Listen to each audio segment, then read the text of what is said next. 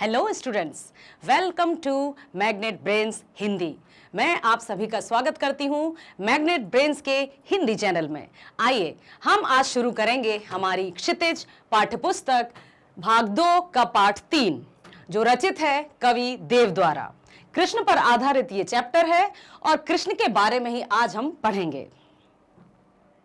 कवि देव जो रीति काल के प्रमुख आधार स्तंभ कवि माने जाते हैं, उनका जीवन परिचय देख लेते हैं, तो ध्यान से सुनिएगा। इनका जन्म इटावा उत्तर प्रदेश में सन 1673 में हुआ था। उनका पूरा नाम देवदत्त द्विवेदी था। देव के अनेक आश्रयदाताओं में औरंगजेब के पुत्र आजम शाह भी थे, परंतु इन्हें सबसे अधिक संतोष और सम्मान उनकी कविता के गुणग्राही आश्रयदाता भोगी लाल से प्राप्त हुआ। देव रीति काल के प्रमुख कवि हैं। अलंकारिता और श्रृंगारिकता काव्य की प्रमुख विशेषताएं हैं। इनकी काव्य ग्रंथों की संख्या 52 से 72 अर्थात 52 से 72 तक मानी जाती है। इनकी मृत्यु सन 1767 में हुई। 1767 में इनकी मृत्यु हुई। ये रहा कवि देव का परिचय। चलते हैं हम अपनी कविता की तरफ। काव्यांश पहले तो आप देखिए, यहां कृष्ण की मनमोहक छवि आपके सामने प्रस्तुत की जा रही है।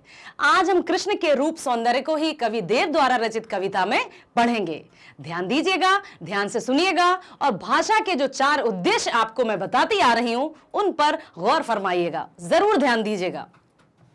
पहला काव्यांश है, पाइनी नुपुरु मंजू बजे, पाइनी नुपुरु मंजू बजे, कटी किंकनी के धुन की मधुराई। पाइनी नुपुरु मंजू बजे, कटी किंकनी के धुन की मधुराई। सावरे अंग लसे पट पीत, सावरे अंग लसे पट पीत, हिये हुल से बनमाल सुहाई। सावरे अंग पटे लस पीत, हिये हुल से बनमाल सुहाई। माथ किरीट बड़े दृग चंचल, दृग मीन्स नयन। माथे किरीट बड़े दृग चंचल, मंद हसी मुख चंद जुनाई। जय जग मंदिर दीपक सुंदर, जय जग मंदिर दीपक सुंदर, श्री ब्रज दूल्हा देव सुहाई। जय जग मंदिर दीपक सुंदर, श्री ब्रज दूल्हा देव सहाई।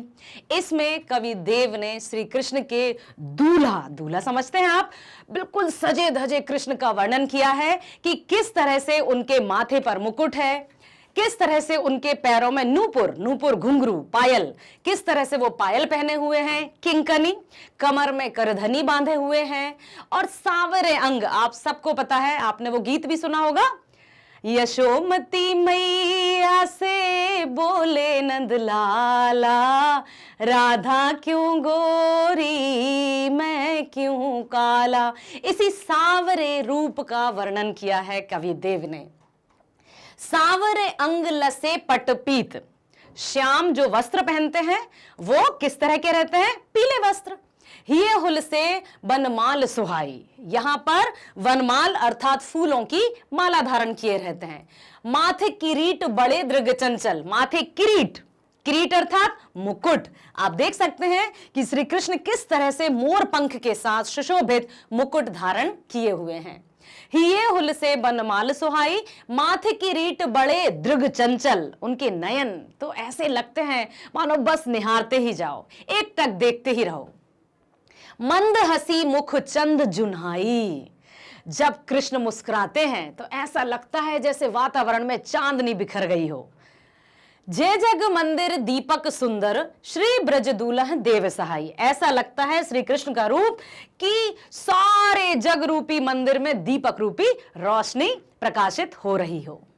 देखते हैं, देखिए प्रस्तुत पंक्तियों में कवि देव ने कृष्ण के रूप का सुंदर चित्रण किया है।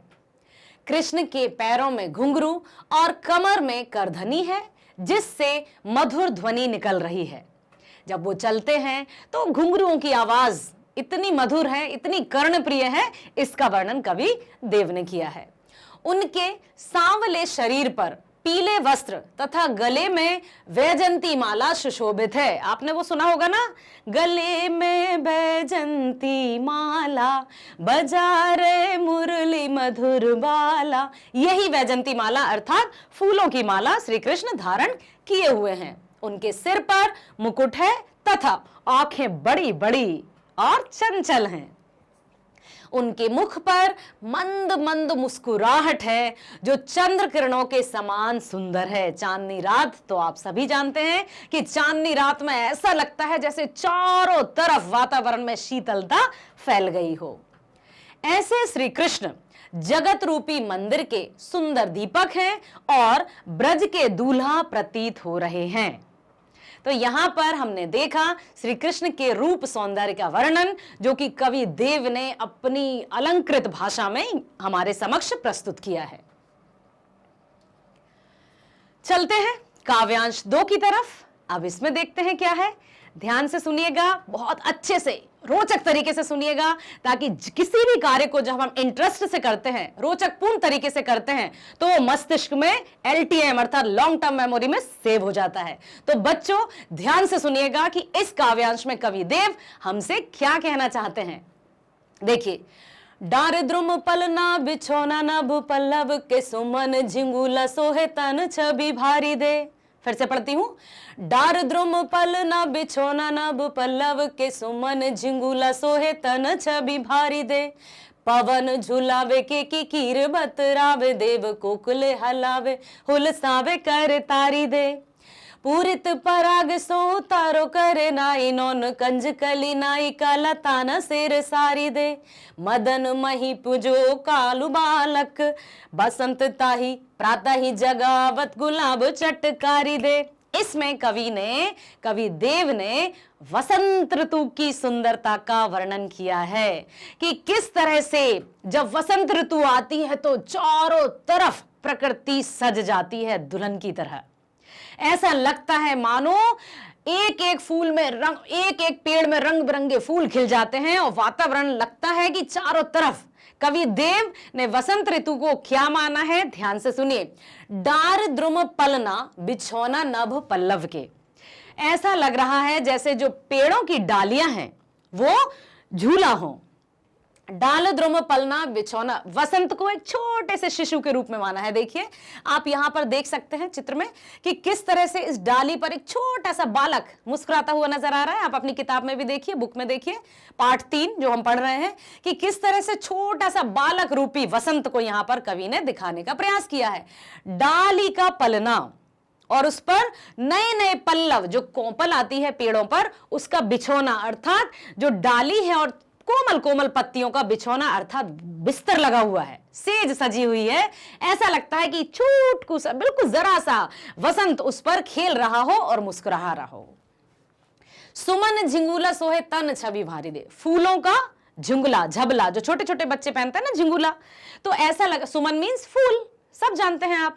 तो यहां पर ऐसा प्रतीत हो रहा है मानो वसंत रूपी छोटे से बालक ने रंग बिरंगे फूलों का झबला या झुंगुला या वस्त्र धारण किए हों। पवन झुलावे के कीर बतरावे देव। पवन जब चलती है, हवा जब चलती है तो डालियां इस तरह से हिलती हैं। ऐसा लगता है जैसे पवन स्वयं उनको झूला झुला रही है। के की कीर, मोर और जो तोता है, मोर की आवाज सुनी होगी, कोयल की आवाज सुनी होगी आपने, कितनी मधुर आवाज रहती है कोयल की। तो ऐसा लग रहा है मानो कोयल मधुर आवाज में गीत सुनाकर छोटे से बालक रूपी वसंत को सुलाने का प्रयास कर रही हो। पूरती पराग सो उतारो करे राई नौन खंजकली नाई का लतान सिर सारी दे। अब यहां पर लिखा है पूरती पराग सो उतारो करे राई नौन। राई और नॉन समझते हैं, राई और नमक नजर उतारी जाती है ना। आपकी भी नजर उतारती होंगी आपकी मम्मी दादी, ठीक है। आप पूछिएगा घर में, जरूर पूछिएगा कि क्या कभी नजर उतारी है मम्मा मेरी, आपने, दादी ने उतारी है क्या। तो राई और नमक से नजर उतारी जाती है। तो जो फूल के परागकण रहते हैं, ठीक है, छोटे छोटे से, तो ऐसा लग रहा है जैसे फूलों के परागकण से बालक रूपी वसंत की नजर उतारी जा रही हो। कवि देव ने इतनी सुंदर भाषा से इस कविता को पिरोया है। कंजकली नाई का लतान सिर सारी दे। अब लता पेड़, आप देखिए यहां पर लताएं अर्थात मनी प्लांट देखा होगा आपने कि किस तरह से बेल और लताएं घूम घूम कर चढ़ जाती हैं, है ना। तो ऐसा लग रहा है जैसे पेड़ ने लताओं की रंग बिरंगी और अच्छी कोमल सी साड़ी पहन के रखी हो, क्योंकि लताएं लिपट लिपट कर पेड़ों पर चढ़ती है ना, तो साड़ी भी इसी तरह से पहनी जाती है। तो कवि ने लताओं को साड़ी की संज्ञा दी है, ठीक है।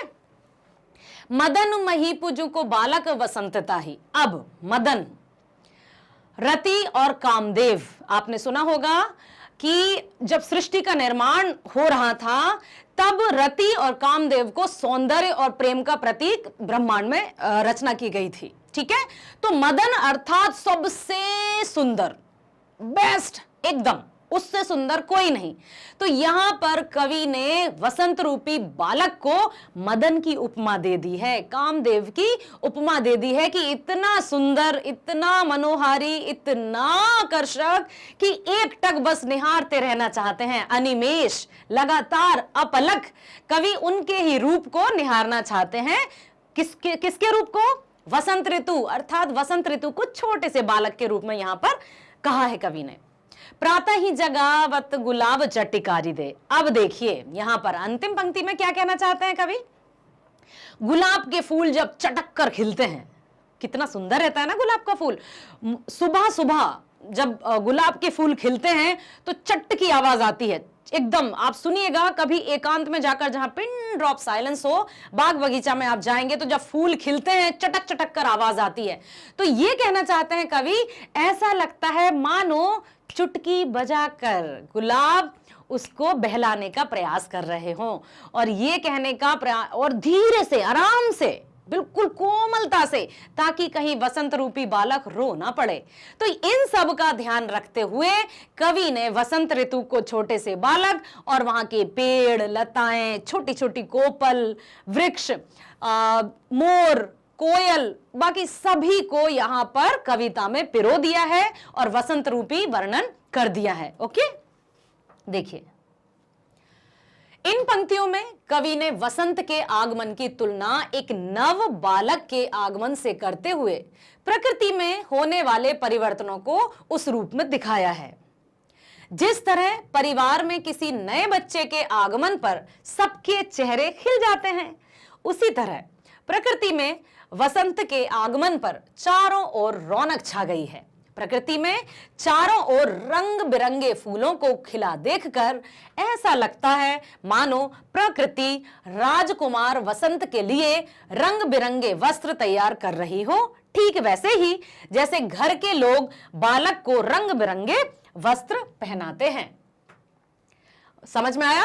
पेड़ों की डालियों में नए नए पत्ते, वसंत ऋतु में आप जानते हैं पतझड़ के बाद जब वसंत ऋतु आती है तो हर एक पेड़ पर नई नई कोपल आ जाती है, नई नई पत्तियां आ जाती हैं, कहीं लाल, कहीं हरी, कहीं बहुत सुंदर सी सॉफ्ट, एकदम कोमल। ठीक है, तो पेड़ों की डालियों में नए नए पत्ते निकल आने से वे झुक सी जाती हैं, है ना। तो मंद हवा के झोंके से वे डालियां ऐसे हिलती डुलती हैं जैसे घर के लोग बालक को आराम से आहिस्ता आहिस्ता उसको झूला झूला रहे हों। बागों में कोयल, तोता, मोर आदि विभिन्न प्रकार के पक्षियों की आवाज सुनकर ऐसा लगता है मानो वे बालक वसंत के जी बहलाने की कोशिश कर रहे हो। जैसे छोटे से बच्चे को जब नन्हा सा बालक परिवार में आता है तो घर के सदस्य किस तरह से उसको घेर कर और उसको कभी वो रोने की कोशिश करे तो बिल्कुल घर का एक एक सदस्य उसको हंसाने की कोशिश करता है, उसको बहलाने की कोशिश करता है। तो ठीक इसी प्रकार से वसंत रूपी बालक को मोर, पक्षी, तोता, कोयल सब उसको बहलाने का प्रयास कर रहे हैं कि कहीं वसंत रोने ना लग जाए। जैसे घर के सदस्य अपने अपने तरीके से विभिन्न प्रकार की बातें करके या आवाजें निकालकर बच्चे के मन बहलाने का प्रयास करते हैं। कमल के फूल भी वहां खिलकर अपना सुगंध बिखेरते नजर आ रहे हैं, है ना। किस तरह से वसंत रूपी बालक के आने से संपूर्ण वातावरण सुगंधित हो गया है और इतना मनमोहक हो गया है कि बस ऐसा लग रहा है कि चारों तरफ खुशियां ही खुशियां, प्रसन्नता और प्रफुल्लता की लहर दौड़ रही हो। वातावरण में चहुं ओर अर्थात चारों तरफ, ठीक है, विभिन्न प्रकार के फूलों की सुगंध इस तरह व्याप्त रहने लगी है जैसे घर की बड़ी बूढ़ी राई और नून जलाकर बच्चे को बुरी नजर से छुटकारा दिलाने का टोटका करती हैं। वसंत ऋतु में सुबह सुबह गुलाब की कली चटक कर फूल बनती है, तो ऐसा जान पड़ता है जैसे बालक वसंत को बड़े प्यार से सुबह सुबह जगा रही हो, जैसे घर के सदस्य बच्चे के बालों में उंगली से कंघी करते हुए या कानों के पास धीरे से चुटकी बजाते हैं, बजाकर उसे बड़े प्यार से जगाते हैं ताकि कहीं वह रोने ना लग जाए। ठीक है, यहां पर वसंत रूपी बालक का कवि देव ने अत्यंत मनोहारी वर्णन किया है। अब देखिए, जो सवैया था कवित्त, अब हम पढ़ते हैं आगे का कवित्त। ठीक है, यहां पर इस कविता में कवि देव ने चांदनी रात का वर्णन किया है। आप देख सकते हैं, जब चांदनी रात वातावरण में चांदनी रात होती है तो चारों तरफ कितना दूधिया माहौल हो जाता है, एकदम शीतलता छा जाती है, कण कण शांत हो जाता है, बहुत ही अच्छा लगता है, एकदम ठंडक और शीतलता मन को प्राप्त होती है। तो चांदनी रात का वर्णन कवि ने किस तरह से किया है, आइए देखते हैं। देखिए, फटिक सिलानी सो सुधार्यो सुधा मंदिर, उदधी दधी को सो अधिकाई उमंगे उमंद, बाहर ते भीतर लो भीति ना दिखाए देव, दूध को सो फैनो फैल्यो आंगन फरस मंद, तारा सी तरुणी तामे ठाड़ी झिल मिल होती, मोतिनी की ज्योति मिल्यो मल्लिका को मकरंद, आरसी से अंबर में आभा सी उजारी लागे, प्यारी राधिका को प्रतिबिंब सो लगत चंद। अभी अभी मैंने आपको बताया था, यशोमती मैया से बोले नंद लाला, राधा क्यों घोरी मैं क्यों काला। तो यहां पर अभी हमने किया नंद बाबा के लाल का वर्णन इससे पहले, और अब यहां पर चांदनी रात का वर्णन जब किया जा रहा है तो कवि ने राधा की तरह सुंदर बताने का प्रयास किया है। ऐसा लगता है मानो राधा का प्रतिबिंब हो चांद। ठीक है, और जब अलंकार हमने देखा था पिछले वीडियो में, तो अलंकार की शोभा चंद्रमा हमने उपमान के रूप में देखा था, तो यहां कवि इन पंक्तियों के माध्यम से चांदनी रात की सुंदरता का वर्णन कर रहे हैं। क्या कहते हैं कवि, इन पंक्तियों में कवि ने पूर्णिमा की चांदनी रात में धरती और आकाश के सौंदर्य को दिखाया है। पूर्णमासी की रात को जब चांदनी रात होती है तो धरती और आकाश एक नजर आते हैं। हमारी पाठ्य पुस्तक का नाम क्या है, क्षितिज। क्षितिज का अर्थ पता है ना आपको, जहां धरती और आकाश एक साथ मिलते नजर आते हैं, उस स्थान को, उस मतलब जो वो एक नजर आते हैं उसको क्षितिज कहा जाता है।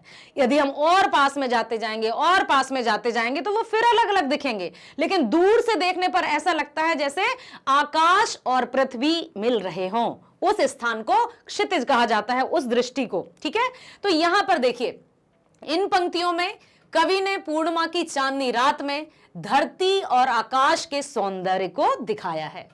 पूर्णिमा की रात में धरती और आकाश में चांदनी की आभा मीन सुंदरता इस तरह फैली है जैसे स्फटिक, प्राकृतिक क्रिस्टल नामक शिला से निकलने वाली दूधिया रोशनी संसार रूपी मंदिर पर ज्योतित हो रही है। कवि की नजर जहां कहीं भी पड़ती है वहां उन्हें चांदनी ही चांदनी दिखाई पड़ती है। उन्हें ऐसा प्रतीत होता है जैसे धरती पर दही का समुद्र हिलोरे ले रहा हो। ठीक है, चांदनी इतनी झीनी और पारदर्शी है, ट्रांसपेरेंट, पारदर्शी, इतनी झीनी मतलब इतनी साफ, बिल्कुल क्रिस्टल की तरह, क्रिस्टल क्लियर, ऐसा लग रहा है कि बिल्कुल आर पार देखा जा सके, एकदम पारदर्शी। चांदनी इतनी झीनी और पारदर्शी है कि नजरें अपनी सीमा तक स्पष्ट देख पा रही हैं।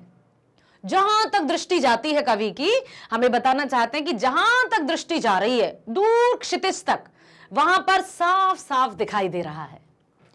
नजरों को देखने में कोई व्यवधान नहीं आ रहा है। धरती पर को देखने में कोई व्यवधान नहीं आ रहा है। ऐसा लग रहा है कि जो भी है वो साफ साफ दिखाई दे रहा है, कोई भी व्यवधान उत्पन्न नहीं हो रहा है। इस काव्य के माध्यम से कवि ने चांदनी रात का वर्णन किया है कि चांदनी रात में किस तरह का जो सुंदरता रहती है वो यहां पर स्पष्ट करने का प्रयास किया है। देखिए, धरती पर फैली चांदनी की रंगत फर्श पर फैले दूध के झाग के समान उज्जवल है तथा उसकी स्वच्छता और स्पष्टता दूध के बुलबुले के समान झीनी और पारदर्शी है। दूध के बुलबुले, दूध जब बॉयल होता है तो आपने देखा होगा बबल्स, देखे ना, तो कितने ट्रांसपेरेंट आते हैं नजर, बिल्कुल पारदर्शी एकदम हम देख सकते हैं। तो जो चांदनी रात है, जो भी देखो चारों तरफ जब हम दृष्टि फैलाते हैं तो एकदम साफ साफ सब कुछ नजर आता है। तो दूध का फैन अर्थात दूध का झाग जो है उससे भी कवि ने चांदनी रात की तुलना की है। ठीक है, तो कौन सा अलंकार होगा जहां पर तुलना की जाती है? यस, आप बताइए कौन सा अलंकार होगा? उपमा अलंकार। Very nice. ठीक है, इस चांदनी रात में कवि को तारे सुंदर सुसज्जित युवतियों जैसे प्रतीत हो रहे हैं, जिनके आभूषणों की आभा मल्लिका पुष्प के मकरंद से मिली मोती की ज्योति के समान है। मल्लिका फूल का नाम है। ऐसा लग रहा है मानो हर एक इस चांदनी रात में कवि को तारे, जब तारे चमक रहे हैं, चांद है आसमान में, वो भी पूर्णमासी का चांद, तो ऐसा लग रहा है जैसे बस बहुत सुंदर राधा की सखियां सज धज कर राधा को ले जा रही हूं। ठीक है, संपूर्ण वातावरण इतना उज्जवल है कि आकाश मानो स्वच्छ दर्पण हो। आकाश कैसा प्रतीत हो रहा है? दर्पण की भांति। और दर्पण किसे कहते हैं? आईने को। मिरर मींस दर्पण। ऐसा लग रहा है साफ साफ, बिल्कुल साफ और स्वच्छ दर्पण के समान आकाश नजर आ रहा हो, जिसमें राधा का मुख्य चंद्र प्रतिबिंबित हो रहा हो। यहां कवि ने चंद्रमा की तुलना राधा के सुंदर मुखड़े से की है। अब मुझे आप ये एक बात बताइए कि लास्ट वीडियो में जो हमने उपमा अलंकार का उदाहरण देखा था तो सीता का मुख चंद्रमा के समान है ना, इस तरह से कुछ देखा था। अब यहां देखिए और मुझे बताइएगा कि उपमान और उपमेय क्या है। यहां कवि ने चंद्रमा की तुलना राधा के सुंदर मुखड़े से की है।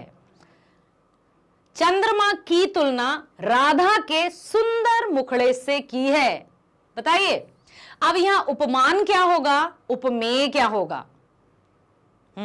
यस, बोलिए। बहुत सही। यहां पर हमने सीता का मुख चंद्रमा के समान देखा था, तो चंद्रमा था उपमान, सीता थी उपमेय। लेकिन ध्यान दीजिए बेटा, यहां कवि ने चंद्रमा की तुलना राधा के सुंदर मुखड़े से की है, अर्थात राधा का मुखड़ा उपमान है और चंद्रमा उपमेय है। आई बात समझ में? क्या है? यहां पर चंद्रमा उपमान नहीं है, यहां चंद्रमा उपमेय है और राधा का मुख उपमान है, क्योंकि राधा के सुंदर मुखड़े से चंद्रमा की तुलना की गई है। क्लियर? बहुत बढ़िया, वेरी नाइस। कवि ने श्री ब्रज दूल्हा किसके लिए प्रयुक्त किया है और उन्हें संसार रूपी मंदिर का दीपक क्यों कहा? बताइए। कवि ने श्री कृष्ण को श्री ब्रज दूल्हा किसके लिए श्री कृष्ण को कहा था, है ना? तो आप बता पाएंगे कि किसके लिए कहा गया था? श्री कृष्ण के लिए। ओके, और बताइए कि उनको जगरूपी मंदिर का दीपक क्यों कहा गया? दीपक का कार्य क्या होता है? सबसे पहले तो हमें यह सोचना होगा।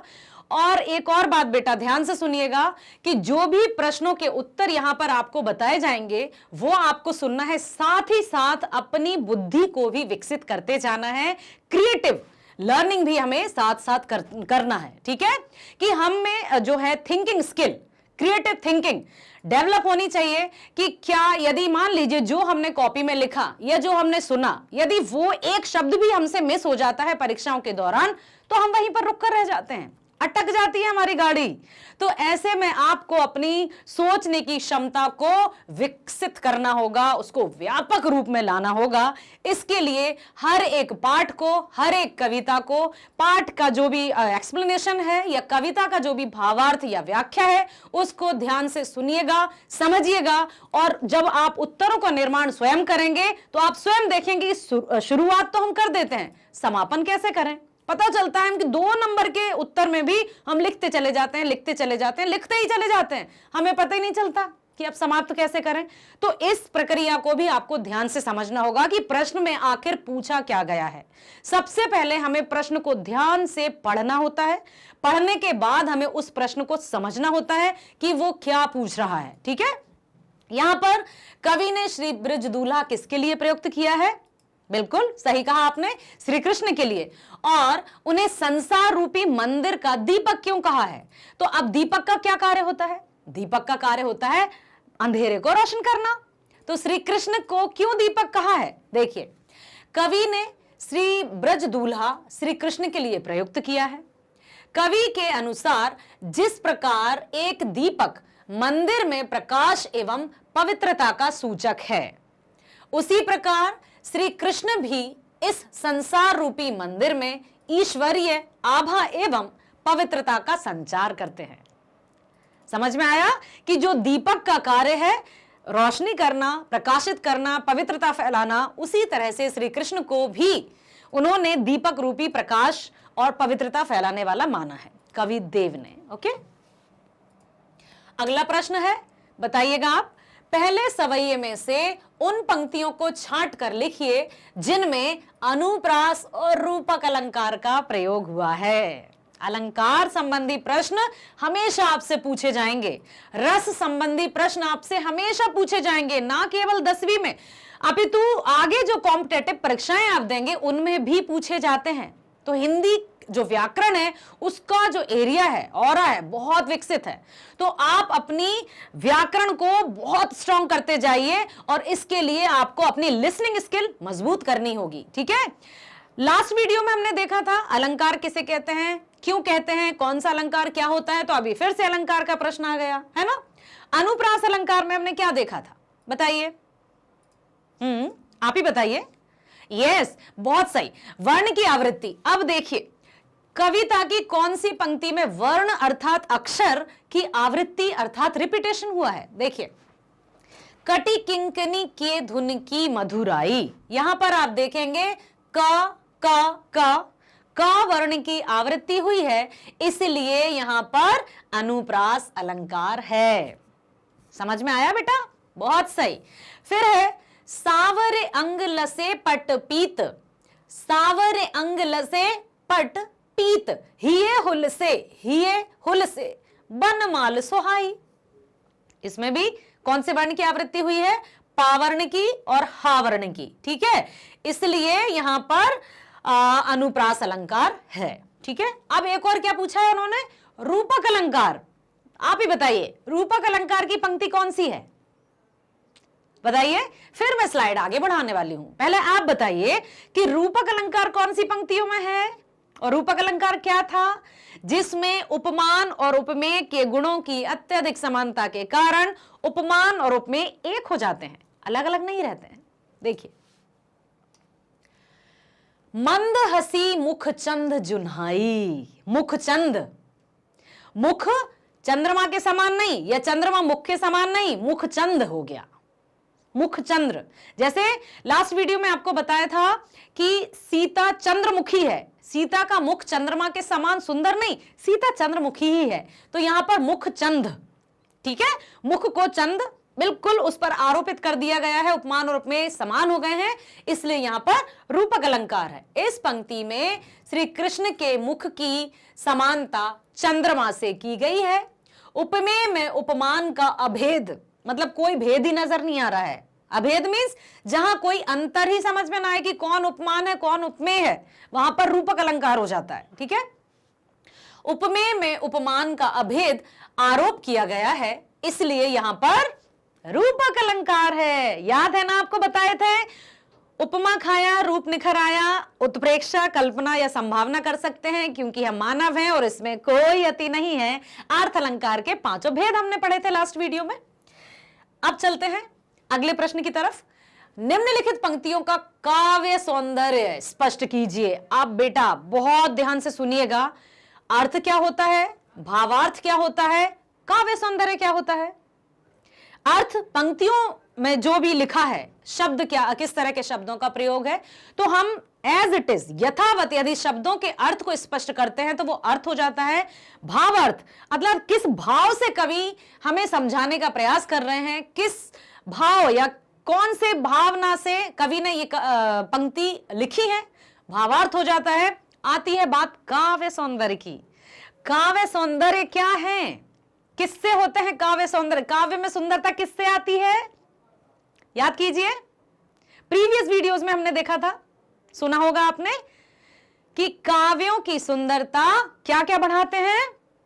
अलंकार, छंद, रस, इस तरह के, जिस तरह से आभूषण या गहने पहनने वाले की शोभा बढ़ाते हैं या उसके सौंदर्य में वृद्धि करते हैं, उसी प्रकार से अलंकार काव्यों की शोभा बढ़ाते हैं। तो जब भी काव्य सौंदर्य आपसे पूछा जाए तो उसमें आप अर्थ भावार्थ मत लिखिएगा, लिख रहे हैं तो इट्स ओके उसको, लेकिन अलंकार और रस या छंद कहां कहां क्या क्या है वो आपको अनिवार्य रूप से बताना ही होगा। अर्थ बता दीजिए, भाव बता दीजिए, उत्तम होगा। और उसके साथ साथ मेन क्या बताना है आपको, उसमें कौन से अलंकार हैं, कौन से रस हैं, किस छंद या चौपाई या दोहे का प्रयोग किया है। जैसा हमने प्रीवियस वीडियो में पार्ट 2 में देखा था, रामचरितमानस वाला जो चैप्टर था, राम लक्ष्मण परशुराम संवाद तुलसीदास जी द्वारा रचित, उसमें चौपाई और दोहे थे। ठीक है, तो जिस प्रकार से आभूषण पहनने वाले की सुंदरता बढ़ाते हैं, उसी प्रकार से अलंकार, रस, छंद ये काव्य की शोभा बढ़ाते हैं। और काव्य सौंदर्य में हमें ये लिखना होता है कि कहां अनुप्रास, कौन सा यमक, कौन से अनुप्रास के भेद होते हैं ना, शब्द अलंकार के 3, अर्थ अलंकार के 5। तो जो भी जिस पंक्ति में अलंकार या का मतलब जो भी है छंद वो प्रयोग में है, तो हमें उनका नाम लिखना होगा, तब कहीं जाकर उसका काव्य सौंदर्य पूर्ण रूप से स्पष्ट हो पाएगा और तब कहीं आपको परीक्षक नंबर देगा, अंक देगा। यस, देखिए आप बताइएगा, पायनी नूपुरु मंज बजे कटी किंकनी के धुन की मधुराई, सावरे अंग लसे पट पीत ही हुल से वनवाल सुहाई। प्रस्तुत पंक्तियों में कवि देव श्री कृष्ण के सौंदर्य का बखान करते हुए कहते हैं कि उनके पैरों में पायल, कमर में कमरबंद जैसे किंकणी युक्त आभूषण है। श्री कृष्ण के सांवले सलोने शरीर पर पीतांबर सुशोभित हो रहा है और उनके गले में पड़ी हुई बनमाल बहुत ही सुंदर जान पड़ती है। उक्त पंक्तियों में अनुप्रास की आवृत्ति अधिक मिलती है। देखिए, हमने इससे पहले वाला जो प्रश्न देखा था, एक बार और मैं आपको बता देती हूं। देखिए, कटी किंकनी की धुन की, इसमें आया था ना अनुप्रास अलंकार। तो अब हमें वही पंक्तियां यदि पूछी गई हैं हमसे कि इनमें अलंकार छांटिए, तब तो और भी आसान हो जाएगा आपको कि यस बिल्कुल इसमें अनुप्रास की आवृत्ति अधिक मिलती है, क्योंकि अनुप्रास यहां भी है, कटी किंकनी ही उलसे में भी है, तो अनुप्रास अलंकार की आवृत्ति इन पंक्तियों में दी है। आया समझ में? आ रहा है ना समझ में? जरूर पूछिएगा, ठीक है। अब देखिए अगला प्रश्न, चौथा प्रश्न है, दूसरे कवियों के आधार पर स्पष्ट करें कि ऋतुराज वसंत के बाल रूप का वर्णन परंपरागत वसंत वर्णन से किस प्रकार भिन्न है। आप सोचिए, अभी मैं नहीं बताऊंगी। जो वसंत का वर्णन कवि ने किया है, कवि देव ने किया है छोटे से बालक के रूप में, और इससे पहले हम सुनते आए होंगे कि वसंत ऋतु, ऋतुराज, ऋतुओं का राजा किसको कहा जाता है? वसंत ऋतु को। ठीक है, तो यहां वहां पर हमने सुना था कि वो राजा है, राजा तो बड़े होते हैं, ठीक है, लेकिन इस कविता में कवि ने क्या बता दिया? वसंत को एक छोटे से बालक के रूप में। ठीक है, तो बताइए किस तरह से भिन्न हुआ।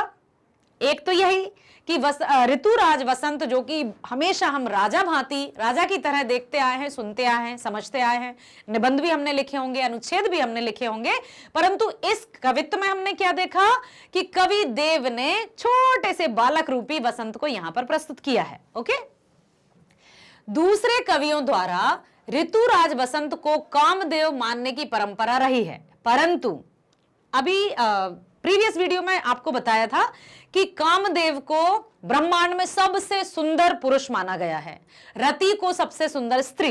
तो यहां पर जो भी अन्य कवियों ने जब वर्णन किया है तो कामदेव की भांति उनको कहा, मतलब सबसे सुंदर, इसलिए वसंत ऋतु को ऋतुराज, ऋतुओं को राजा घोषित भी कर दिया। ठीक है, अब यहां पर कवि देव ने क्या किया है? परंतु देवदत्त जी ने ऋतुराज वसंत को कामदेव का पुत्र मानकर एक राजकुमार के रूप में चित्रित किया है। कामदेव तो सभी कवियों ने माना, परंतु कवि देव ने कामदेव के बालक, अर्थात राजा का बालक कौन होता है? राजकुमार। और राजकुमार का जब जन्म होता है तो चारों तरफ क्या माहौल हो जाता है, उसका भी अभी हमने देखा था प्रीवियस वीडियो में। तो कवि ने यहां पर बालक माना है, छोटे से बालक को, ठीक है, वसंत को। वसंत के परंपरागत वर्णन में फूलों का खिलना, ठंडी हवाओं का चलना, नायक नायिका का मिलना, झूले झूलना आदि होता था। परंतु इसके विपरीत पुराने मतलब जो अन्य कवियों ने जो वसंत का वर्णन किया उसमें क्या था?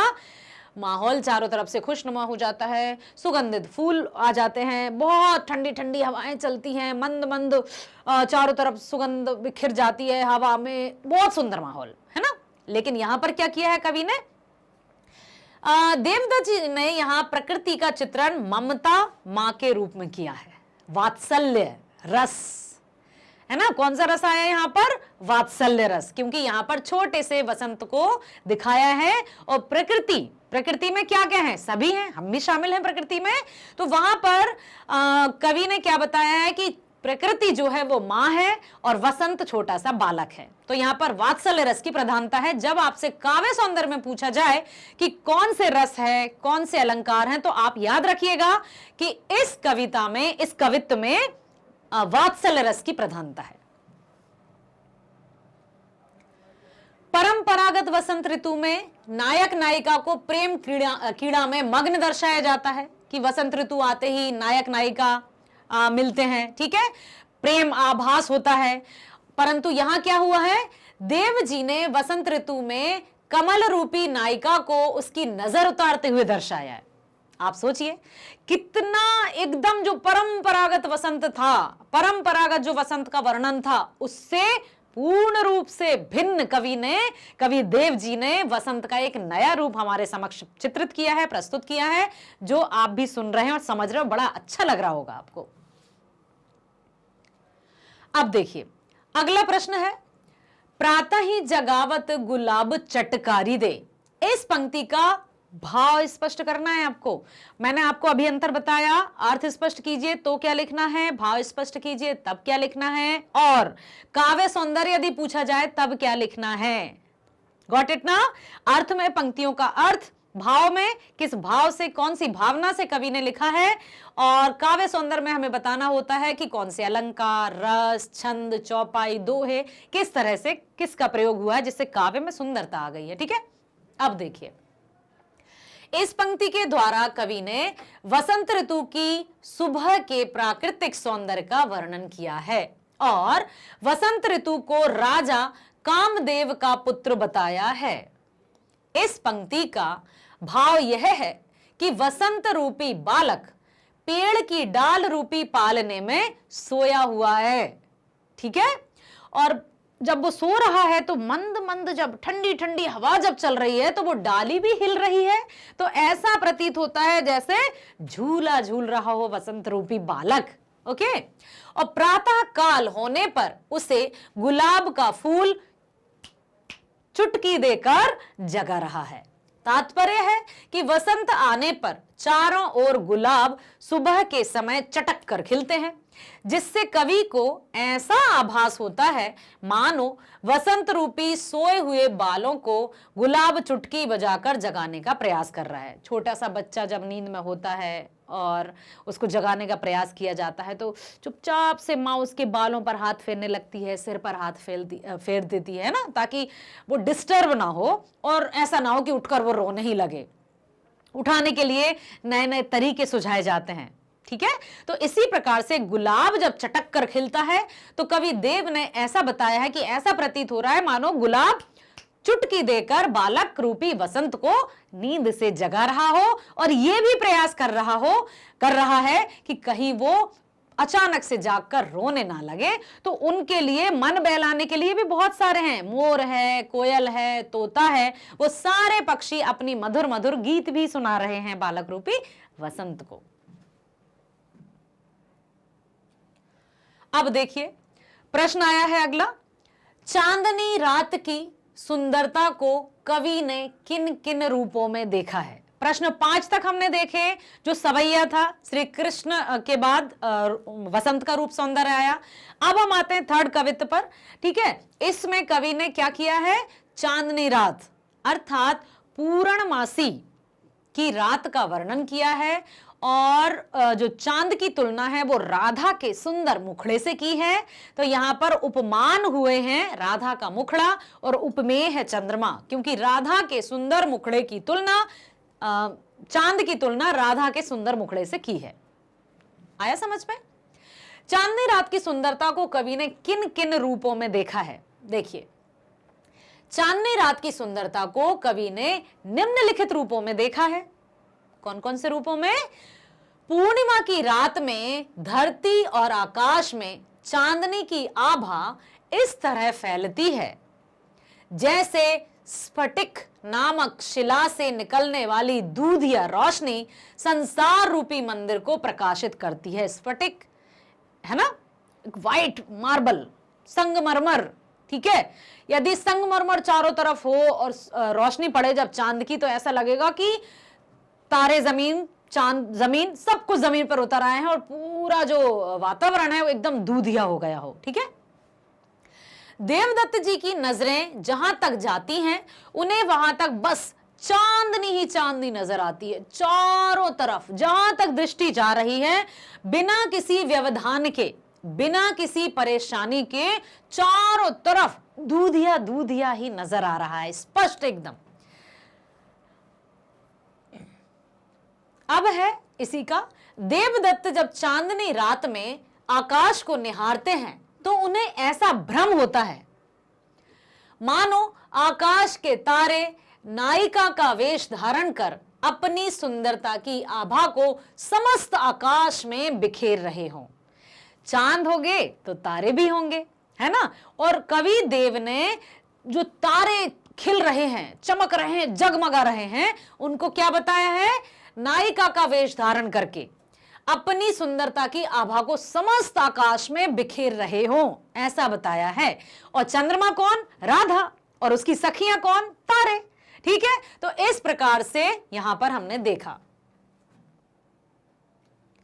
अब है प्रश्न अगला, गया राधिका को प्रतिबिंब सो लगत चंद। फिर उपमान और उपमेय की बात आती है कि चंद्रमा क्या है, राधिका क्या है, उपमान क्या है, उपमेय क्या है। उपमेय है चंद्रमा, उपमान है राधा। ओके, इस पंक्ति का भाव स्पष्ट करते हुए बताएं कि इसमें कौन सा अलंकार है। आप बताएंगे? बताइए जल्दी। हाँ, आप ही बताइए, बताइए। बिल्कुल, यस, वेरी नाइस। चंद्रमा सौंदर्य का श्रेष्ठतम उदाहरण है। जैसा कि जब भी प्रीवियस वीडियो में हमने देखा था कि सीता का मुख चंद्रमा के समान सुंदर है या सीता चंद्रमुखी है, तो उपमान के रूप में अधिकतर चंद्रमा को देखा जाता है, ठीक है। तो यहां पर जब भी सौंदर्य का जिक्र होता है या सौंदर्य का वर्णन होता है तो चंद्रमा का उदाहरण तो अवश्य लिया जाता है। चंद्रमा सौंदर्य का श्रेष्ठतम उदाहरण है, परंतु कवि ने यहां पर इस परंपरा के विपरीत, अब देखिए, इससे पहले वाला जो कवित्व था उसमें क्या किया था? वसंत को भी परंपरागत वसंत से अलग उनका वर्णन किया था। अब यहां चंद्रमा को हमेशा से उपमान के रूप में देखा जाता था, लेकिन यहां पर कवि देव ने क्या कर दिया है? चंद्रमा सौंदर्य का श्रेष्ठतम उदाहरण है, परंतु कवि ने यहां पर इस परंपरा के विपरीत राधिका की सुंदरता को चांद की सुंदरता से भी श्रेष्ठ दिखाया है और चांद के सौंदर्य को राधिका के सौंदर्य का प्रतिबिंब मात्र बताया है।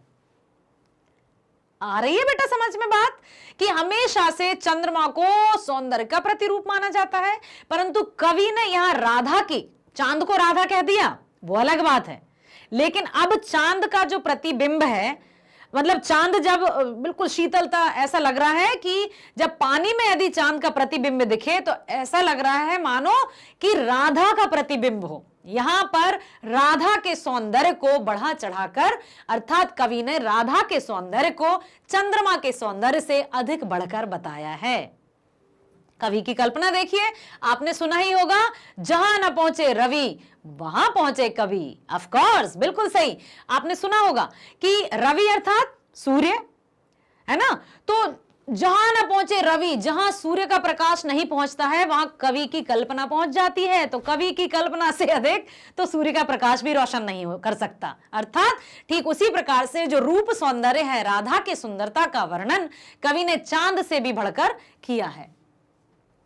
यहां चांद के सौंदर्य की उपमा राधा के सौंदर्य से नहीं की गई है, बल्कि चांद को राधा से हीन बताया गया है। हीन मतलब समझते हैं, कम, ठीक है, इसलिए यहां व्यतिरेक अलंकार है। अब सुन लीजिए, व्यतिरेक क्या होता है। व्यतिरेक अलंकार में जो उपमान को उपमेय मान लिया जाता है और उपमेय को उपमान मान लिया जाता है। उपमान उपमेय साधारण धर्म वाचक शब्द प्रीवियस वीडियो में आपने देखे होंगे, सुने होंगे, नहीं तो फिर से उसको देखिएगा कि व्यतिरेक अलंकार क्या होता है, जिसका हमेशा से उदाहरण उपमान के रूप में लिया जाता है। यदि उपमान को उपमेय मान लिया जाए और उपमेय को उपमान मान लिया जाए तब वहां व्यतिरेक अलंकार होता है। बेटा कंफ्यूज नहीं होना है, बिल्कुल भी कंफ्यूज नहीं होना है। फिर से बता देती हूं आपको कि उपमान का हमने क्या परिभाषा पढ़ी थी।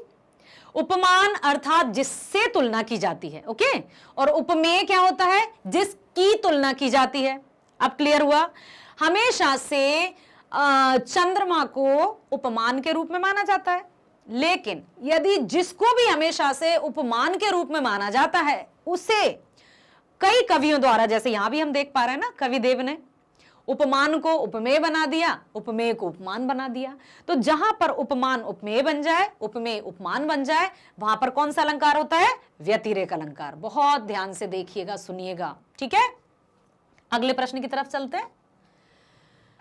तीसरे कवित्व के आधार पर बताइए कि कवि ने चांदनी रात की उज्ज्वलता का वर्णन करने के लिए किन किन उपमानों का प्रयोग किया है। उपमान समझ गए ना, जिससे तुलना की जाती है, ओके।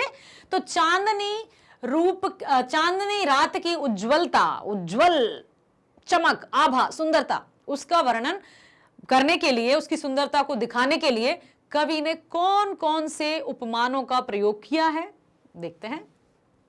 कवि ने चांदनी रात की उज्ज्वलता का वर्णन करने के लिए स्फटिक शिला से बने मंदिर का, दही के समुद्र का, दूध जैसे झाग, मोतियों की चमक और दर्पण की स्वच्छता आदि उपमानों का प्रयोग कर कविता की सुंदरता में 4 चांद लगा दिए। पूर्णमासी की एक चांद के दिन कवि ने 4 चांद लगा दिए। बहुत अच्छी बात की है कवि ने, है ना।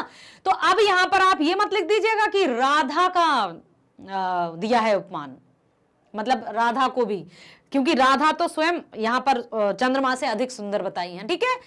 तो अगला प्रश्न चलते हैं हम। पठित कविताओं के आधार पर कवि देव की काव्यगत विशेषताएं बताइए। सबसे अलग, सबसे अनुपम। अनुपम किसे कहते हैं, अनुपम अर्थात जिसकी कोई उपमा ना दी जाए। इनक्रेडिबल इंडिया, अतुल्य भारत, जिसकी किसी से तुलना ना की जाए, ठीक है। तो यहां पर जो कवि की रचनाएं हैं वो अनुपम हैं। उन्होंने जो अन्य कवि करते हैं, जो परंपरागत तरीके से चला आ रहा है, उसको नहीं, कुछ अलग तरीके से किया है, ठीक है। तो देव की काव्यगत विशेषताएं निम्नलिखित हैं। उनकी भाषा बेहद मंजी हुई व माधुर्य गुण से ओतप्रोत है। माधुर्य, मधुरता, ठीक है। वे ब्रज भाषा के सिद्ध कवि हैं। कृष्ण हैं तो ब्रज भाषा होगी ही। याद कीजिए, प्रीवियस वीडियो में मैंने आपको बताया था कि श्री राम संबंधी जो भी रचनाएं होंगी वो अवधी भाषा में होती हैं। श्री कृष्ण संबंधी जो भी रचनाएं या कविताएं आप पढ़ेंगे वो ब्रज भाषा में होंगी, ओके। कविता एवं सवैया में छंद का भी प्रयोग किया है, बहुत सही। अगला प्रश्न। अपने घर की छत से पूर्णिमा की रात देखिए तथा उसके सौंदर्य को अपनी कलम से शब्दबद्ध कीजिए। आप जाइएगा अपनी छत पर पूर्णमासी की रात में, और पूर्णमासी की रात में सुई में धागा भी डालिएगा। शरद पूर्णिमा पर डालते हैं, आंखों की दृष्टि, एक वैज्ञानिक भी तथ्य है ये कि चांदनी रात में जब हम डालते हैं, एकदम जब कंसंट्रेशन के साथ डाला जाता है तो दृष्टि पड़ती है, चांद की हमारी दृष्टि पर जब एकदम प्रकाश पड़ता है तो बहुत अच्छा लगता है, ठीक है। चांदनी रात का सौंदर्य तो बस देखते ही बनता है। पूर्णिमा की रात का सौंदर्य अत्यंत मनमोहक होता है, परंतु घर की छत इस मनोहारी दृश्य की सुंदरता स्पष्ट रूप से दिखाई नहीं पड़ती है या पड़ती है। उज्जवल चांदनी की सफेद किरणों से केवल आकाश ही नहीं बल्कि धरती भी जगमगा उठती है। इस दिन चांद पूर्ण रूप से गोलाकार होता है और चमकीला होता है। चंद्रमा का प्रकाश इतना अधिक होता है कि रात में भी सारी चीजें स्पष्ट रूप से दिखाई देती हैं तथा इस रोशनी से धरती पर शीतलता की अनुभूति होती है। चंद्रमा की यह शीतलता तन और मन दोनों को सुख प्रदान करने वाली होती है। समझ में आया? चांदनी रात की सुंदरता को आप अपने तरीके से और बखान कीजिएगा, फिर बताइएगा कैसे कवि हैं।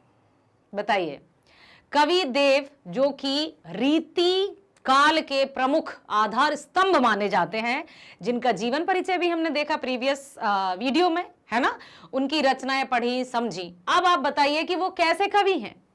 क्या वे छायावादी कवि हैं? क्या वे दरबारी कवि हैं? क्या वे आशावादी कवि हैं या इनमें से कोई भी नहीं है? छायावादी यहां पर नाम आया है तो मैं सबसे पहले आपको बता दूं कि छायावादी क्या होते हैं। वैसे यदि आपने ध्यान दिया होगा तो प्रीवियस वीडियोस में छायावाद की छोटी सी झलक आपको बताई गई थी मेरे द्वारा, ठीक है। तो अभी देखते हैं कि छायावाद है क्या, छायावादी कवि किसे कहते हैं और उन्हें छायावादी कवियों में क्यों रखा गया है, ठीक है। छायावाद क्या है? ऐसा नहीं है कि किसी पेड़ की छाया में बैठकर लिखा और छायावाद हो गया है, पेड़ों से संबंधित, प्रकृति से संबंधित। तो क्या है, ध्यान से सुनिएगा, यह प्रश्न बहुत बहुत बहुत महत्वपूर्ण है।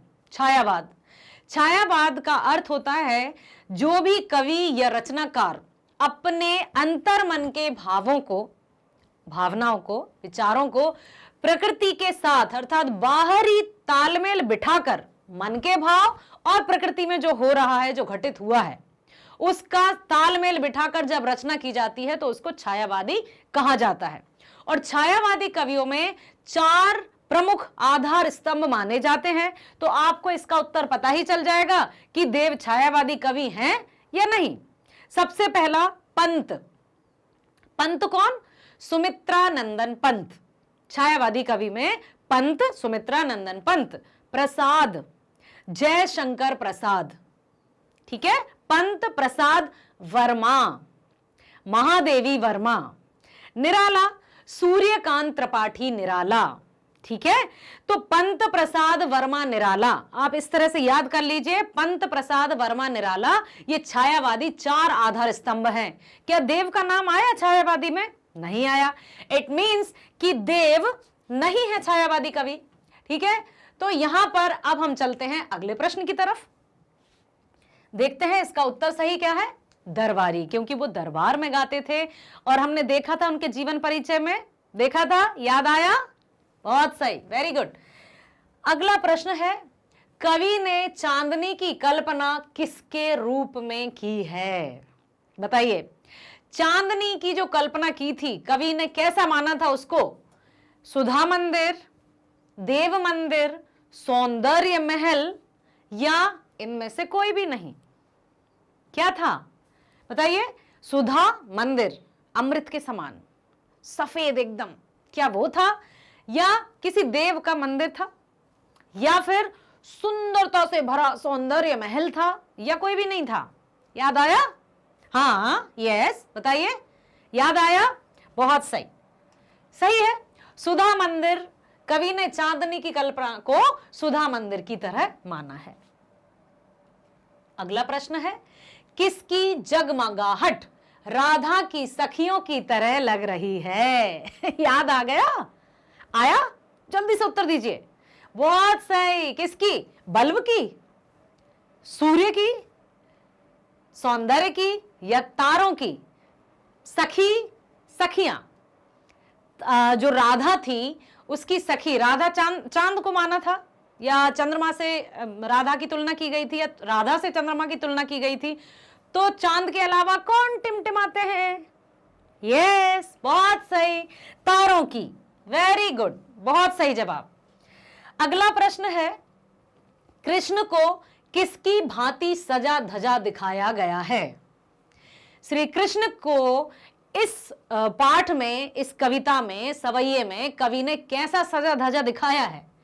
एक नायक की तरह, नायक, हीरो की तरह, देव या भगवान की तरह, देवताओं की तरह, दूल्हे की तरह, या कोई भी नहीं? बताइए कैसे रूप सौंदर्य का वर्णन हुआ है?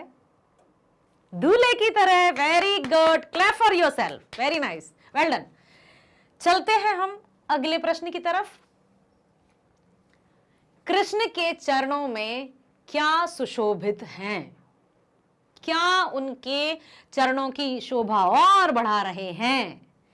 पुष्प, फूल, सुमन, नूपुर, अर्थ पता है नूपुर? खड़ाऊं या कोई नहीं? यस यस, वेरी गुड बेटा, नूपुर, बहुत सही, very good, Nupur is the right answer. चलते हैं, कृष्ण कैसा वस्त्र धारण किए हुए हैं? श्री कृष्ण जब दूल्हा रूपी सजे हैं तो कैसे वस्त्र धारण किए हैं? काला, सफेद, लाल या पीला? कैसे वस्त्र धारण किए हैं? बोलिए। यस, बहुत सही, पीले वस्त्र धारण किए हुए हैं श्री कृष्ण। अब देखिए आगे चलते हैं हम। किसकी आंखें चंचलता और शरारत से भरी हैं? बड़े बड़े दृढ़, चंचल, पढ़ा था ना हमने कभी में, कविता में, कवित्व में, कृष्ण के, राधा के, मीरा की या सुशु की? बोलिए। राधा के, कृष्ण के? Right answer, very good, very well done बेटा, बहुत सही, कृष्ण के। अगला प्रश्न है, कृष्ण कमर में क्या पहने हुए हैं? कमरधनी, डोरी, माला या कुछ नहीं? कमर में क्या पहने हुए हैं? कटी किंकनी की धुन की मधुराई, बताइए। यस, कमरधनी। अगला प्रश्न है, चांदनी रात में कौन दर्पण सा प्रतीत हो रहा है? दर्पण की तरह स्वच्छ निर्मल दर्पण कौन हो रहा है? आकाश, तारे, चांद या जल? क्या चांद हो रहा है स्वच्छ निर्मल दर्पण की तरह? देखते हैं। आकाश, बहुत सही, वेरी गुड, वेरी नाइस। तो यहां पर जो आकाश है, चारों तरफ चांदनी छाई हुई है, तो जो सारा आकाश है वो एक दर्पण की तरह स्वच्छ नजर आ रहा है। ठीक है। अगला प्रश्न, कवि ने चांदनी रात की सुंदरता को किन रूपों में देखा है? कौन कौन से रूपों में? मतलब चांदनी रात की सुंदरता से क्या उपमा दी उन्होंने, क्या माना है? आकाश में स्फटिक शिलाओं से बने मंदिर, संगमरमर से बने मंदिर की तरह, दही से छलकते समुद्र के रूप में, या दूध की झाग से बने फर्श के रूप में, या ये तीनों के तीनों, उपर्युक्त सभी? बताइए, कवि ने चांदनी रात की सुंदरता को कैसा माना है? बताइए। संगमरमर की तरह, दही से छलकते झाग की तरह, समुद्र के रूप में, या दूध के झाग की तरह? याद आया? बहुत सही। यस, ये सब कुछ कवि ने चांदनी रात की सुंदरता को इन रूपों में देखा है। चलते हैं अगले प्रश्न की तरफ। हाँ, आप जवाब दीजिएगा, मैं नहीं बताऊंगी। मदन महीप में कौन सा अलंकार है? मैं तो नहीं बताने वाली भाई, आज आपको ही पता लगाना होगा, क्योंकि अलंकारों का वर्णन हम कर चुके हैं, आप सुन चुके हैं। ठीक है। मदन महीप में कौन सा अलंकार है? अनुप्रास, रूपक, अनुप्रास एवं रूपक, या उपमा? आप हाँ, आप ही बताइए, बताइए, अनुमान लगाइए, या फिर थोड़ा सा हमारा प्रीवियस वीडियो देख लीजिए और समझ में आ जाएगा। यदि नहीं याद आ रहा है तो बोलिए जल्दी। अच्छा, किसी ने कहा अनुप्रास, क्योंकि मां और मां रिपीट हो रहा है इसलिए अनुप्रास। दूसरा ऑप्शन देख लीजिए, रूपक भी है। तीसरा भी देख लीजिए, अनुप्रास एवं रूपक, कहीं दोनों तो नहीं? बहुत सही बेटा, बहुत सही। इसका आंसर होगा ग, इसमें अनुप्रास भी है और रूपक ही है, ठीक है। मदन महीप, मां की आवृत्ति के कारण अनुप्रास है और मदन को ही महीप कह दिया है, महीप को ही मदन कह दिया है, उपमान और उपमेय समान हो गए हैं, इसलिए अनुप्रास और रूपक दोनों है। बहुत बढ़िया, वेरी वेल डन। अगला प्रश्न, प्रातः काल होने पर बालक रूपी बसंत को कौन जगाता है? अब तो आप बताएंगी, जल्दी बताइए, कौन जगाता है? कौआ, मोर, तोता या गुलाब? ऐसे कौन? गुलाब चटक कर खिलता है। वेरी वेल डन, बहुत सही जवाब। अगला प्रश्न है, उतारो करे राई नोन का अर्थ क्या है? राई और नोन को उतारना, किसी ट्रक में भरे हुए हैं राई और नोन, उसको उतार रहे हैं, हम ले जाएंगे बहुत दूर तक, ऐसा कुछ। या राई नोन नमक के द्वारा बच्चे के सिर के चारों ओर घुमाकर नजर उतारना, या कपड़ों पर लगे राई नोन के दाग उतारना, या इनमें से कोई भी नहीं? बताइए क्या लगता है आपको कि उतारो करे राई नोन में क्या बताया है? राई नोन को किसी ट्रक से उतारा जा रहा है, या राई नोन के द्वारा बच्चे की सिर के चारों तरफ घुमाकर नजर उतारी जा रही है? बहुत सही, very good, very well done बेटा। बिल्कुल, राई और नोन को बच्चे द्वारा नमक के द्वारा बच्चे के सिर के चारों ओर घुमाकर नजर को उतारना, ठीक है। अगला प्रश्न, डार द्रुम डैश डैश डैश चटकारी दे, इस कवित्त में निहित रस का नाम लिखिए। अब तो आप ही बताएंगे, मैं नहीं बताने वाली, कि डार द्रुम चटकारी दे, इस कवित्त में निहित रस, कुछ कुछ रसों का नाम आपने सुना होगा। आप सोच रहे होंगे मैम अलंकार तो आ गए, रस तो बताया ही नहीं आपने, हम कैसे बताएं आंसर? फिर भी हमने जो रस इसमें है उस रस की चर्चा की थी। क्या ये वात्सल्य रस है? क्या ये श्रृंगार रस है? क्या ये भक्ति रस है? क्या ये शांत रस है? इसमें किस रस की चर्चा की गई है? कहीं वात्सल्य तो नहीं? वात्सल्य रस कहां होता है? जहां मां की ममता, मां का स्नेह या मां का दुलार अपने बच्चे के प्रति दर्शाया जाता है। तो क्या इस कवित्व में कुछ ऐसा हो रहा है? बोलिए, हाँ बेटा आप ही बोलिए। वेरी वेल डन, बिल्कुल सही जवाब। आपने देखा वात्सल्य रस, क्योंकि यहां पर छोटा सा वसंत रूपी बालक और उसकी नजर उतार रहे हैं प्रकृति, ठीक है। चलते हैं अगले प्रश्न की तरफ। अब इसमें देखेंगे आप, डार द्रुम पलना, डार द्रुम डैश डैश चटकारी दे, कवित्व में कौन सा गुण है? ठीक है,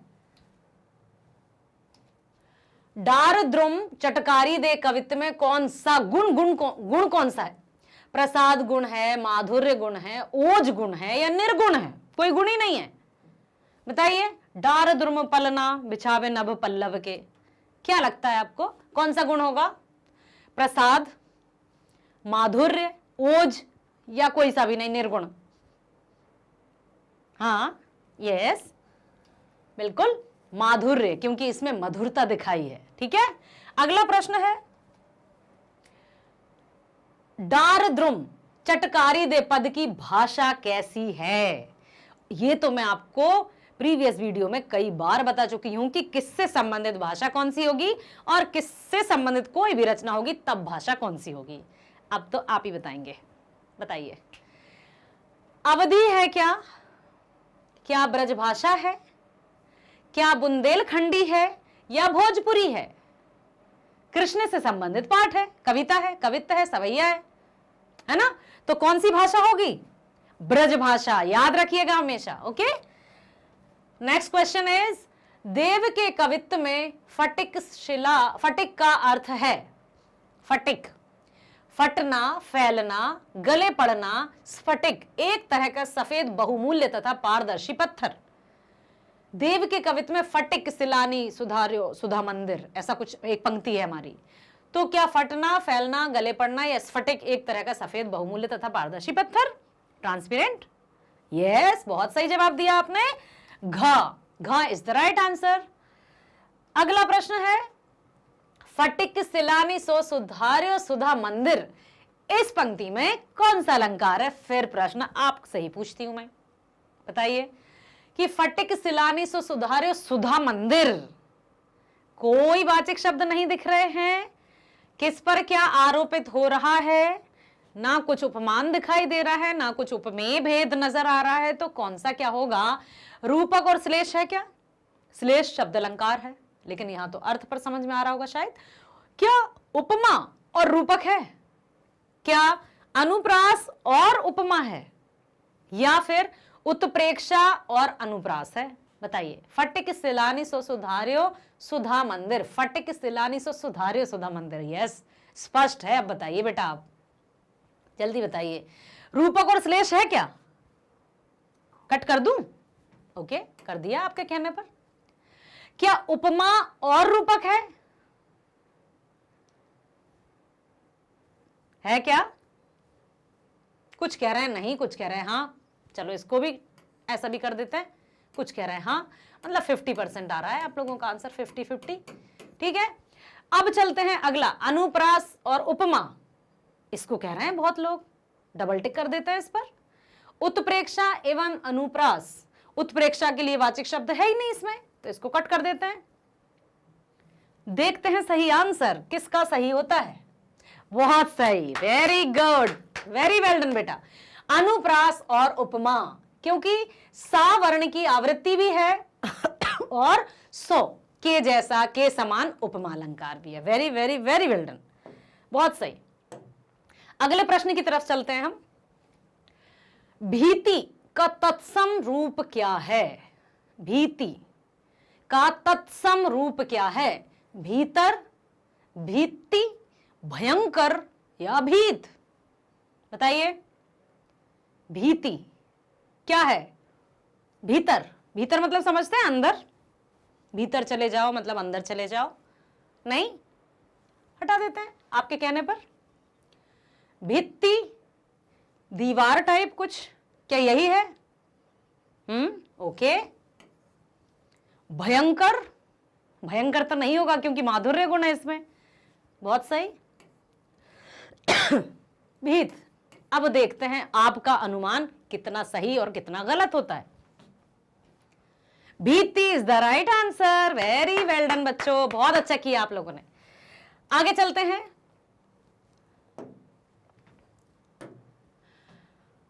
लिखा है दूध कोसो फेन, अब ध्यान से सुनिएगा, दूध कोसो फेन यहां किस अलंकार का प्रयोग है? जल्दी बता दीजिए, सेकंड्स, विद इन सेकंड्स।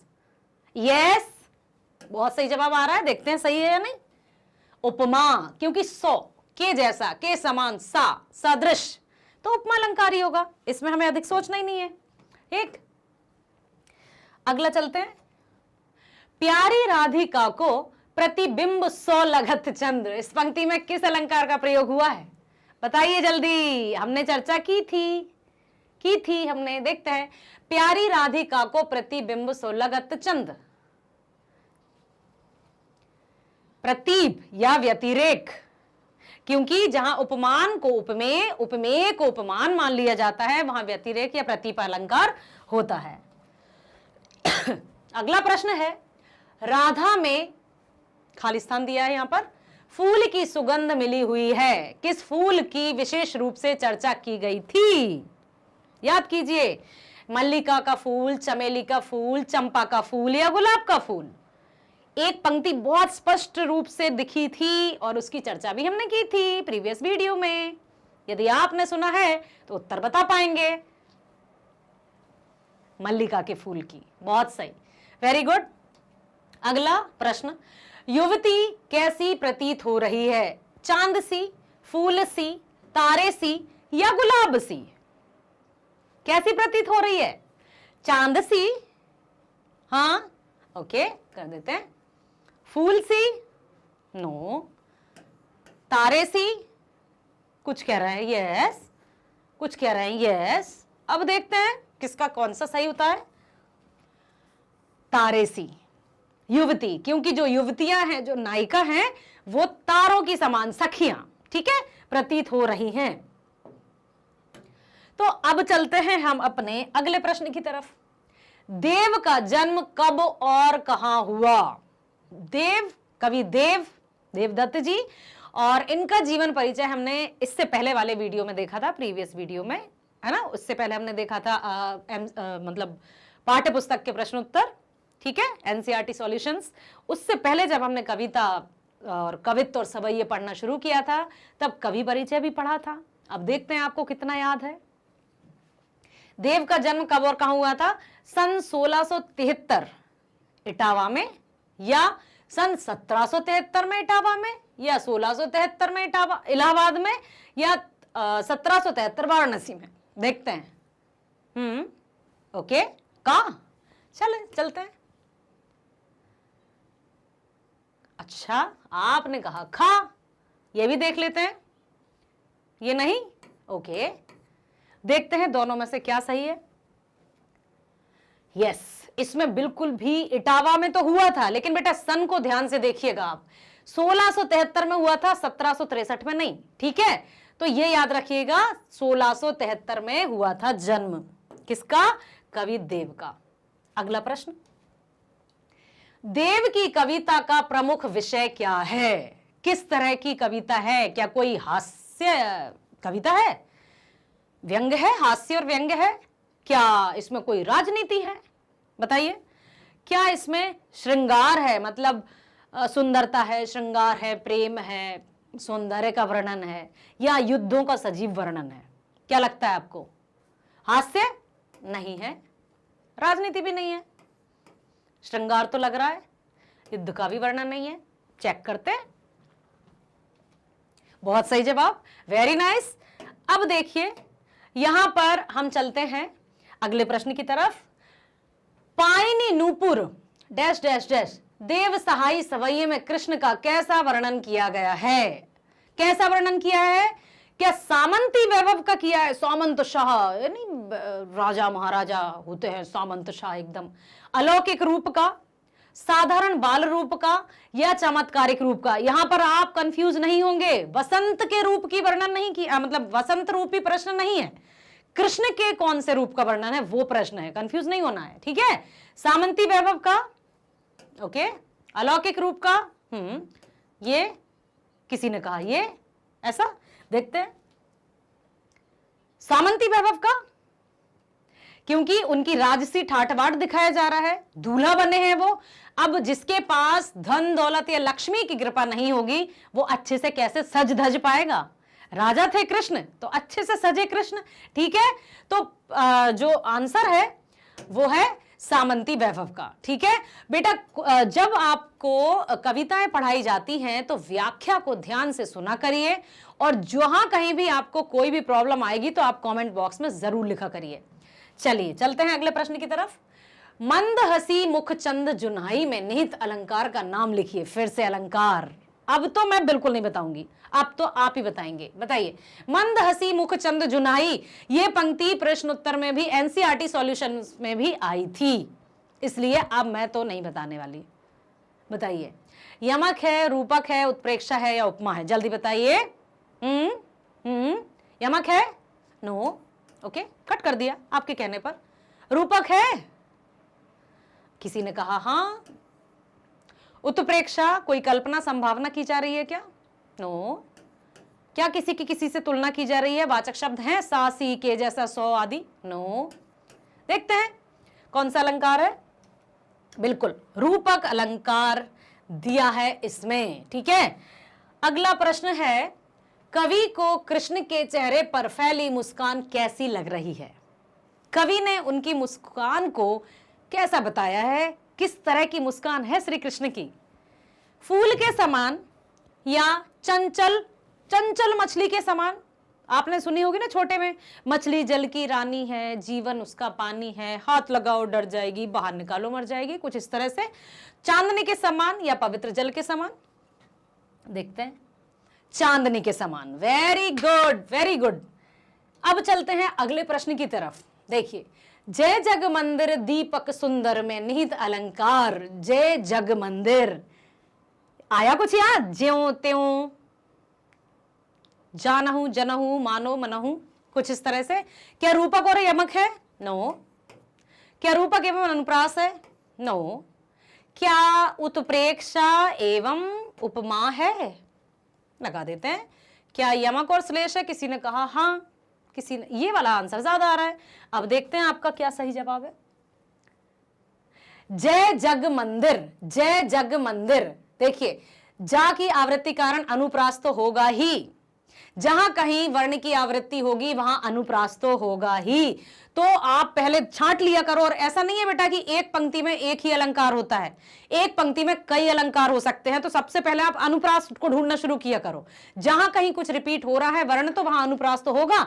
अब इनमें देखिए कि सब में अनुप्रास कहां है, तो अनुप्रास तो सिर्फ खा में दिया है, उसके साथ रूपक है, तो बिल्कुल जय जग मंदिर दीपक सुंदर। दीपक सुंदर, दीपक की तरह कृष्ण को बता दिया है, उपमान रूप में समान है। चलिए, बालक रूपी वसंत का बिछौना बना है रुई से, मखमल से, ऊन से या पेड़ पौधों के नए नए कोपल के पत्तों से। बहुत सही, वेरी नाइस। घ नेक्स्ट है, बालक रूपी वसंत के शरीर पर कैसा झबला है? ऊनी, सूती, फूलों रूपी या पत्तों रूपी? किसका उसने झिंगूला पहना हुआ है? यस, फूलों का। बहुत सही। नेक्स्ट है, बालक रूपी वसंत को झूला कौन झुला रहा है? तोता, कोयल, पवन या मोर? डाल पर बालक रूपी बसंत, कैसे हिलेगी डाल? क्या मोर उसको आकर हिलाएगा? तोता कहेगा मिट्ठू चित्रकोटी, तब हिलेगी, या पवन हिलाएगी? वेरी नाइस, पवन। ठीक है, अगला प्रश्न, वसंत डैश संतान है? मदन महीप की, शरद ऋतु की, कंजकली नायिका की या गुलाब की? किसका पुत्र माना है वसंत को? वेरी गुड, बहुत सही, मदन महीप की, कामदेव के पुत्र अर्थात राजकुमार की, छोटे से नन्हे से राजकुमार की भांति बालक वसंत को बताया है। अगला प्रश्न है, कृष्ण की छाती पर किसकी माला सुशोभित है? राजा थे, सामंतशाही थी, सोने की माला थी क्या? हीरे का हार, फूलों की माला, या इन तीनों में से कोई नहीं? फूलों की माला। देखते हैं। Very good. अगला प्रश्न, कवि ने कामदेव के शिशु के रूप में किस ऋतु की कल्पना की है? ग्रीष्म ऋतु, शरद ऋतु, वर्षा ऋतु या वसंत ऋतु? बहुत सही, सबने सही जवाब दिया, बिल्कुल, क्योंकि ये जो है हमारी सवैया और कवित्व वो वसंत ऋतु के हैं, तो कवि ने वसंत ऋतु की ही तुलना की है। ठीक है, यस।